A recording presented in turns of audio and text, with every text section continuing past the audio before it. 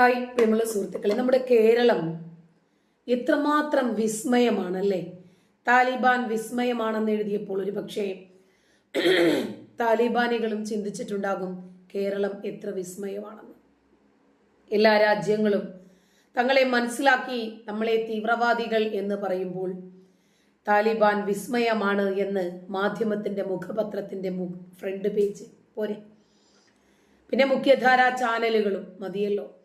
അതുപോലെ ഹമാസ് ഭീകരർക്കും കേരളം അവർക്ക് മനസ്സിലായി നമുക്ക് പ്രതീക്ഷയുള്ള മണ്ണാണ് കേരളം എന്ന്. അതാണ് സാക്കിർ നായിക് പറഞ്ഞത്, ഇന്ത്യയിൽ കേരളം എന്നൊരു സംസ്ഥാനമുണ്ട്, അങ്ങോട്ട് പൊക്കോളാൻ. അങ്ങനെയാണ് എല്ലാ രാജ്യവും ഭീകരവാദികൾ എന്ന് പറഞ്ഞ് പ്രവാചകൻ ജനിച്ച മക്കയും മദീനയും പോലും ഗാസയ്ക്ക് ഐക്യദാർഢ്യം പ്രഖ്യാപിക്കുകയോ പലസ്തീന് പിന്തുണ പ്രഖ്യാപിക്കുകയോ ചെയ്താൽ അത് രാജ്യദ്രോഹമായി കൂട്ടിയിരുന്ന സമയത്താണ് കേരളം അവരെ കൊണ്ടുവന്ന് ഒരു ഓൺലൈൻ വിർച്വൽ മീറ്റിംഗിൽ പങ്കെടുപ്പിച്ച് അവർക്കൊരു സ്പേസ് നൽകുന്നത്. അതോടെ എന്തായിരുന്നാലും അവർക്ക് മനസ്സിലായി നമുക്ക് കേരളം പ്രതീക്ഷിക്കാം. ഇപ്പോഴിതാ കേരളത്തിലെ കുറച്ചാളുകളെങ്കിലും പ്രതീക്ഷിച്ചതുപോലെ തന്നെ താലിബാൻ പ്രതിനിധി നമ്മുടെ സ്വതന്ത്ര ഭാരതത്തിന്റെ റിപ്പബ്ലിക് ദിനാഘോഷത്തിൽ പങ്കെടുക്കുന്നു എന്ന് പറഞ്ഞാൽ വിശിഷ്ട ഗസ്റ്റായിട്ട് ക്ഷണിക്കുന്നു എന്ന് പറഞ്ഞാൽ നിങ്ങൾ അത്ഭുതപ്പെടുമോ? അത്ഭുതപ്പെടണ്ട. അതുതന്നെ അഫ്ഗാനിസ്ഥാനിലെ താലിബാൻ ഭരണകൂടത്തെ ഇന്ത്യ അംഗീകരിക്കുന്നില്ല എന്നത് നേര് നമുക്കറിയാം. ഒരു രാജ്യവും അവരുടെ മത നിയമങ്ങൾ മാത്രം പരിപോഷിപ്പിക്കുകയും വ്യക്തികളെ വ്യക്തിയായി അംഗീകരിക്കാതിരിക്കുകയും ചെയ്യുന്ന മനുഷ്യാവകാശ ലംഘനങ്ങൾക്കും സ്ത്രീ വിരുദ്ധതകൾക്കും അംഗീകരിക്കുന്നില്ല. വിമർശനം തന്നെയാണ്. ഒരു പക്ഷേ ഇങ്ങനെയെങ്കിലും അവർക്കും ഇത്തരം സമീപനങ്ങളിൽ ഒരു മാറ്റമുണ്ടാകട്ടെ എന്ന് കരുതിയിട്ടുണ്ടാകാം. അബുദാബി അഫ്ഗാൻ എംബസിയിലെ ചാർജ് ഡി അഫയേഴ്സ് ബദറുദ്ദീൻ ഹക്കാനിയെ റിപ്പബ്ലിക് ദിനാഘോഷ വിരുന്നിലേക്ക് UAE-യിലെ ഇന്ത്യൻ എംബസി ക്ഷണിക്കുകയായിരുന്നു. നയതന്ത്ര ബന്ധം മരവിപ്പിച്ച പാകിസ്ഥാൻ ഒഴികെയുള്ള എല്ലാ രാജ്യങ്ങളിലെയും പ്രതിനിധികൾക്ക് വിരുന്നിലേക്ക് ക്ഷണമുണ്ട്. നയതന്ത്ര മാനദണ്ഡങ്ങൾ പ്രകാരം ബദറുദ്ദീൻ ഹക്കാനിയെയും ഇതിൽ ഉൾപ്പെടുത്തുകയായിരുന്നു. ജനുവരി 26 വെള്ളിയാഴ്ച അബുദാബിയിൽ നടക്കുന്ന ഇന്ത്യയുടെ റിപ്പബ്ലിക് ദിനാഘോഷ വിരുന്നിലേക്ക് താലിബാൻ പ്രതിനിധിക്ക് ക്ഷണമുണ്ട് എന്നത് വളരെ അത്ഭുതം ജനിപ്പിക്കുന്ന ഒരു വാർത്തയാണ്. UAE-യിലെ ഇസ്ലാമിക് റിപ്പബ്ലിക് ഓഫ് അഫ്ഗാനിസ്ഥാന്റെ ചാർജ് ഡി അഫയേഴ്സ് ബദറുദ്ദീൻ ഹക്കാനിയെയാണ് UAE-യിലെ ഇന്ത്യൻ എംബസി ഹൃദ്യമായി ക്ഷണിച്ചത്.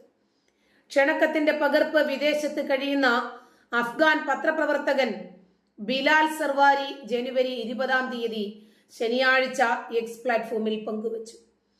താലിബാനും പ്രധാനമന്ത്രി മോദിയുടെ സർക്കാരും തമ്മിലുള്ള ബന്ധത്തിൽ കാര്യമായ പുരോഗതിയുണ്ട്. ഇത്തവണ താലിബാന്റെ ദൂതൻ ബദറുദ്ദീൻ ഹക്കാനിക്കും അദ്ദേഹത്തിന്റെ ജീവിത പങ്കാളിക്കും ഒരാഴ്ചയ്ക്കുള്ളിൽ നടക്കുന്ന ഇന്ത്യയുടെ റിപ്പബ്ലിക് ദിനാഘോഷങ്ങളിൽ പങ്കെടുക്കാൻ UAE-യിലെ ഇന്ത്യൻ അംബാസഡർ ക്ഷണക്കത്തയച്ചു. അദ്ദേഹം കുറിച്ചത് ഇങ്ങനെയാണ്: ഇന്ത്യ നയതന്ത്ര ബന്ധം മരവിപ്പിച്ച പാകിസ്ഥാൻ ഒഴികെ UAE-യിലെ എല്ലാ വിദേശ നയതന്ത്ര കാര്യാലയങ്ങൾക്കും ക്ഷണക്കത്തയക്കുക പതിവാണെന്നും അത് പ്രകാരമാണ് ഹക്കാനിയെയും ക്ഷണിച്ചതെന്ന് മാധ്യമങ്ങൾ റിപ്പോർട്ട് ചെയ്തു. ഇസ്ലാമിക് എമിറേറ്റ്സ് ഓഫ് അഫ്ഗാനിസ്ഥാൻ എന്ന പേരാണ് താലിബാൻ ഉപയോഗിക്കുന്നതെങ്കിലും ഇസ്ലാമിക് റിപ്പബ്ലിക് ഓഫ് അഫ്ഗാനിസ്ഥാൻ എംബസിയുടെ ചാർജ് ഡി അഫയേഴ്സിനെയാണ് ക്ഷണിച്ചതെന്ന് അധികൃതർ വ്യക്തമാക്കി. താലിബാൻ ഭരണകൂടത്തെ ഇന്ത്യ അംഗീകരിക്കുന്നില്ല. ഹക്കാനിയെ ഇന്ത്യ ക്ഷണിച്ചത് നയതന്ത്ര മാനദണ്ഡങ്ങൾ പ്രകാരം മാത്രമാണ്, അന്താരാഷ്ട്ര പ്രോട്ടോകോളുകൾ പാലിച്ചുകൊണ്ടും മാത്രമാണെന്നും ചൂണ്ടിക്കാണിച്ചു. 2021 ഓഗസ്റ്റ് 15 അമേരിക്കയും നാറ്റോ സേനയും അഫ്ഗാനിസ്ഥാനിൽ നിന്ന് പിൻവാങ്ങിയതോടെയാണ് താലിബാൻ അഫ്ഗാന്റെ അധികാരം പിടിച്ചെടുത്തത്. അബുദാബി അഫ്ഗാൻ എംബസിയിലെ ചാർജ് ഡി അഫയേഴ്സായ ബദറുദ്ദീൻ ഹക്കാനി നെറ്റ്വർക്കിലെ മുൻ അംഗവും അതിന്റെ തലവന്മാരായ സിറാജുദ്ദീൻ ഹക്കാനി, ജലാലുദ്ദീൻ ഹക്കാനി എന്നിവരുടെ അടുത്ത അനുയായിയും ആയിരുന്നു. ഇന്ത്യയുമായി അതിർത്തി പങ്കിടുന്ന അയൽ രാജ്യങ്ങളുമായി ഒരു നല്ല സൗഹൃദവും സഹായവും നയതന്ത്ര ബന്ധവും ഒക്കെ കാത്തു സൂക്ഷിക്കുന്നതിൽ ഇന്ത്യ എപ്പോഴും മുൻപന്തിയിൽ തന്നെയാണ്. എന്നാൽ താലിബാനികളാകട്ടെ, അതായത് അഫ്ഗാനികളാകട്ടെ, പാകിസ്ഥാനുമായിട്ട് പോലും ഒരു നല്ല ബന്ധത്തിലല്ല. ബംഗ്ലാദേശോ ഇന്ത്യയോ ഏത് രാജ്യമായിരുന്നാലും ശരി, അഫ്ഗാന് ഒരു രാജ്യവുമായിട്ടും ഒത്തുപോകാൻ കഴിയില്ല, പാകിസ്ഥാനെ പോലെ തന്നെ. പാകിസ്ഥാനും ഇറാനും തമ്മിലുള്ള യുദ്ധമൊക്കെ നമ്മൾ കാണുന്നുണ്ടല്ലോ. ഇറാൻ അങ്ങോട്ട് കയറി ആക്രമിച്ചു, പാകിസ്ഥാൻ തിരിച്ച് 100 തിരിച്ചു കൊടുത്തു. പിന്നീട് ഞങ്ങൾ ഇറാനുമായി യുദ്ധത്തിനില്ലെന്ന് പാകിസ്ഥാൻ, ഞങ്ങൾ പാകിസ്ഥാനുമായി യുദ്ധത്തിനില്ലെന്ന് ഇറാൻ. എന്നാൽ മറുഭാഗത്ത് യുദ്ധം കൊഴുക്കുകയും ചെയ്യുന്നു. ഇപ്പോഴിതാ സേനാവാഹനത്തിനു നേരെ താലിബാൻ നടത്തിയ വെടിവെപ്പിൽ ഡെപ്യൂട്ടി സൂപ്രണ്ട് ഉൾപ്പെടെ 4 പോലീസുകാർ കൊല്ലപ്പെട്ടു, 6 പേർക്ക് പരിക്കേറ്റു. ഇവര് ഇതുകൊണ്ടൊന്നും പഠിക്കില്ല, ഇവർക്കിങ്ങനെ ചോര ചിന്തിക്കൊണ്ടേയിരിക്കണം. ഇനിയിപ്പോ താലിബാനികൾ പാകിസ്ഥാനെ കൊന്നാലും പാകിസ്ഥാനികൾ താലിബാനികളെ കൊന്നാലും 2 ഭാഗത്തും മരിച്ചു വീഴുന്നത് മുസ്ലിങ്ങളാണെന്ന് ഇവരെന്താ ചിന്തിക്കാത്തത്? അതുകൊണ്ടാണ് കേരളം അവർക്കെതിരെ പ്രതികരിക്കാത്തത് എന്ന് നമുക്കറിയാം. കാരണം 2 ഭാഗത്തും മുസ്ലിങ്ങളാണെങ്കിൽ നമുക്ക് വോട്ട് ബാങ്കിലല്ലോ, നമ്മൾ ആരുടെ കൂടെ നിൽക്കും, രക്ഷയില്ല. എന്നാൽ ഇന്ത്യയും പാകിസ്ഥാനും തമ്മിലൊരു പ്രശ്നമുണ്ടായാൽ ആരുടെ കൂടെ നിൽക്കും? പാകിസ്ഥാന്റെ കൂടെ. നമ്മുടെ മാതൃരാജ്യമല്ലേ പാകിസ്ഥാൻ, ചില ആളുകൾക്ക് മാത്രം. എന്തായിരുന്നാലും ഇപ്പോ സേനാവാഹനത്തിന് നേരെ താലിബാൻ നടത്തി പാകിസ്ഥാനെതിരെ ഒരു വലിയ ആക്രമണം. 4 പോലീസുകാർ മരിച്ചു, 6 പേർക്ക് പരിക്കേറ്റു. ഖൈബർ പഷ്തൂൺഖ പ്രവിശ്യയിലെ ലക്കി മാർവാത്ത് ജില്ലയിലാണ് സംഭവം. സദ്ദർ സ്റ്റേഷനിലേക്ക് പോലീസുകാരെ എത്തിക്കുന്നതിനിടയിൽ ഇന്നലെ പുലർച്ചെയായിരുന്നു ആക്രമണം നടന്നത്. അത്യാധുനിക ആയുധങ്ങളാണ് ഭീകരർ ഉപയോഗിച്ചതെന്നും തിരിച്ചു വെടിവെച്ചതോടെ അവർ കടന്നു കളഞ്ഞെന്നും പോലീസ് പറയുന്നു. വിശദമായ അന്വേഷണത്തിന് ഖൈബർ പഷ്തൂൺഖ പോലീസ് മേധാവി ഉത്തരവിട്ടിട്ടുണ്ട്. ആക്രമണത്തെ പാകിസ്ഥാൻ പ്രധാനമന്ത്രി ഷഹബാസ് ഷെരീഫ് അപലപിച്ചു.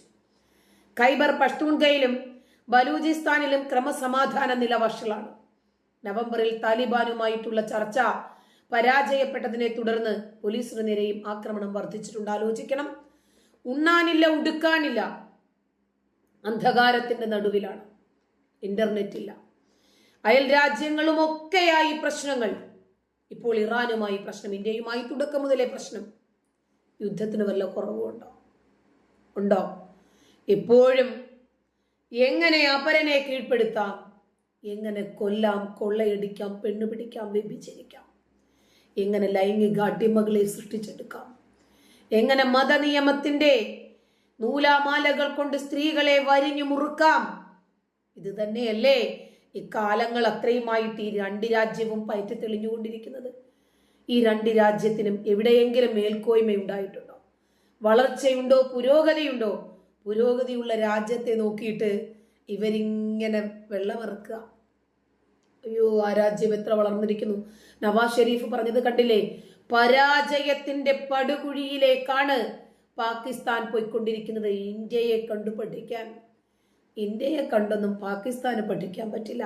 കാരണം പാകിസ്ഥാൻ പഠിച്ചതേ പാടൂ. ഇപ്പോഴും കണ്ടില്ലേ, ഇന്ത്യ മതേതരത്വം തെളിയിച്ചിരിക്കുന്നു. അഫ്ഗാന്റെ പ്രതിനിധിയെ വരെ റിപ്പബ്ലിക് ദിനത്തിന്റെ പരേഡിൽ ക്ഷണിച്ചിരിക്കുന്നു എന്ന് പറഞ്ഞാൽ ചെറിയ കാര്യമാണോ? ഇന്ത്യയിൽ നടക്കുന്നതല്ല കേട്ടോ. എന്തായിരുന്നാലും ക്ഷണിച്ചിട്ടുണ്ടല്ലോ, അവരെ പോലും ഇന്ത്യ അവഗണിച്ചിട്ടില്ല. നന്ദി.